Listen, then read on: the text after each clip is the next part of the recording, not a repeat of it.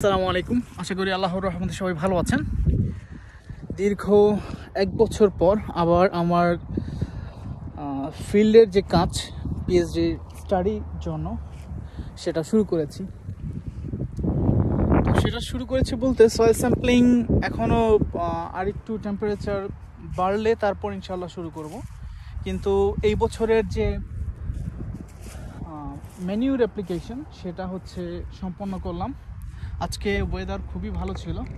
মেনিউর অ্যাপ্লিকেশনের জন্য 0 degree Celsius normally থাকতে হয়, মিনিমাম 0 ডিগ্রি সেলসিয়াস। এর চাইতে পরে থাকলে তো সমস্যা নেই। তো এই সিচুয়েশনে এতদিন যাবৎ ওয়েট করছিলাম যে আসলে কবে টেম্পারেচার একটু বাড়বে। তো আলহামদুলিল্লাহ আজকে টেম্পারেচার ভালো ছিল, যার কারণে হচ্ছে আজকে এসে মেনিউর অ্যাপ্লাই করলাম। তো এখানে মেনলি আমরা কাউ মেনিউর তথা দেশি ভাষায় গরুর গোবর, তো সেটা হচ্ছে অর্গানিক অ্যামেন্ডমেন্ট হিসেবে আমরা অ্যাপ্লাই করছি। এই যে এটা হচ্ছে কাউ মেনিউর, দেখতে পাচ্ছেন। সাথে হচ্ছে রাইস হাস্ক আছে। এটা আসলে খুবই ভালো অর্গানিক অ্যামেন্ডমেন্ট। এখানে হচ্ছে বরফ হয়ে আছে, এগুলো খুবই হার্ড অবস্থায় আছে। তো ওই সাইডে সূর্য ছিল, যার কারণে হচ্ছে ওই পাশ থেকে হচ্ছে আমি আমার যতটুকু যে রেটে অ্যাপ্লাই করতে হবে মেনিউ সেটা অ্যাপ্লাই করছি। এই যে এই পাশ থেকে নিয়েছি, যেহেতু সূর্যের আলো আছে, যার কারণে এখান থেকে এগুলো মোটামুটি লুজ অবস্থায় আছে। এই যে দেখতে পাচ্ছেন, কিন্তু এগুলো হচ্ছে খুবই হার্ড। তো মেনিউর অ্যাপ্লিকেশন কমপ্লিট হলে এর সাথে সাথে হচ্ছে আমার যে সয়েল স্যাম্পলিং দ্বিতীয় বছরের সেটা শুরু করবো ইনশাআল্লাহ। সব কিছুর প্রস্তুতি নিচ্ছি ল্যাবে। দীর্ঘ কয়েক মাস যাবৎ হচ্ছে ঠান্ডার ভিতরে ল্যাবের কাজ নিয়ে ব্যস্ত ছিলাম, ল্যাবের যে অ্যানালাইসিসগুলো সেগুলো নিয়ে। এই হচ্ছে অবস্থা, এক বছরের এক্সপেরিয়েন্স।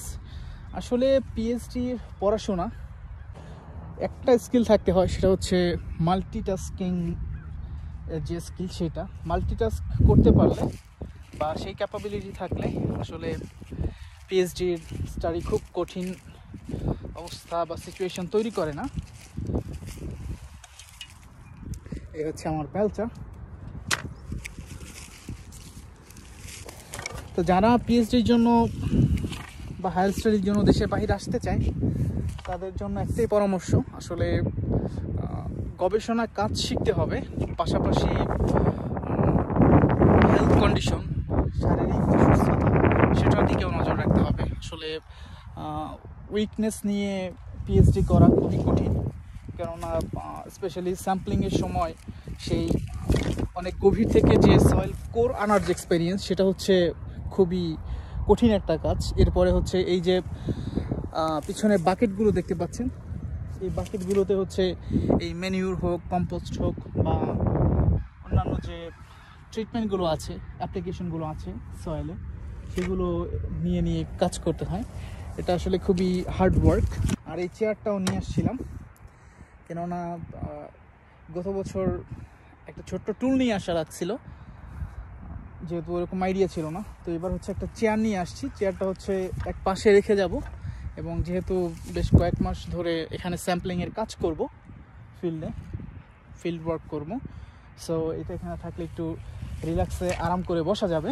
আলহামদুলিল্লাহ টানা 3-4 ঘন্টা যাবৎ কাজ করার পরে এখন একটু রিল্যাক্স লাগছে আলহামদুলিল্লাহ। আসলে গবেষণা এই বিষয়টা হচ্ছে আগ্রহ আর ধৈর্য, এই দুইটার কম্বিনেশন হলে তাহলে হচ্ছে এখানে অনেক ভালো কাজ করা যায়। স্ট্রেস না নিয়ে, টেনশন না নিয়ে কাজ সম্পন্ন করা যায়। সো এই হচ্ছে অবস্থা। এখন চলে যাব, আজকে আমার একটা ক্লাস আছে। সো ক্লাসের আগেই কাজ সম্পন্ন করেছি আলহামদুলিল্লাহ। ধন্যবাদ সবাইকে আজকের ভিডিওটি দেখার জন্য। যদি ভিডিওটি ভালো লেগে থাকে তাহলে শেয়ার করতে পারেন। যারা স্পেশালি হায়ার স্টাডির জন্য দেশের বাইরে মুভ করতে চায়, অন্য ডিসিপ্লিনের ব্যাপারে তেমন ধারণা নাই, তবে এটা বোঝা যায় যে কিছু কাজ আছে, কিছু গবেষণা আছে ল্যাব ভিত্তিক, যেগুলো হচ্ছে ল্যাবে বসেই কাজ করা যায়, আর কিছু কাজ হচ্ছে ফিল্ড প্লাস ল্যাব। তো আমার সয়েল সায়েন্সের যে স্টাডি, এগুলো হচ্ছে নর্মালি ফিল্ড প্লাস ল্যাবের কাজ। তো এটা আসলে খুবই এনজয় করি আলহামদুলিল্লাহ, কেননা ল্যাবে একঘেয়েমি বা একদম একইভাবে কাজ করার চাইতে একটু ভিন্নতা তৈরি হয় যখন আমি ফিল্ড ওয়ার্ক করি, যার কারণে এটা ভালোই লাগে আলহামদুলিল্লাহ। প্লাস হচ্ছে নেচারের সাথে মিশে থাকা যায়। এখানে আল্লাহ তাআলার যে বিভিন্ন সৃষ্টি, স্পেশালি মাটি, এই মাটি থেকেই হচ্ছে আমরা তৈরি হয়েছে, আবার এই মাটিতেই ইনশাআল্লাহ মিশে যাব। তো এই যে অনুভূতি, ফিলোসফি যাই হোক, তো এটা আসলে এখানে কাজ করতে আসলে আরও বেশি উপলব্ধি করা যায়। ভালো থাকবেন সবাই। আসসালামু আলাইকুম রহমতুল্লাহ।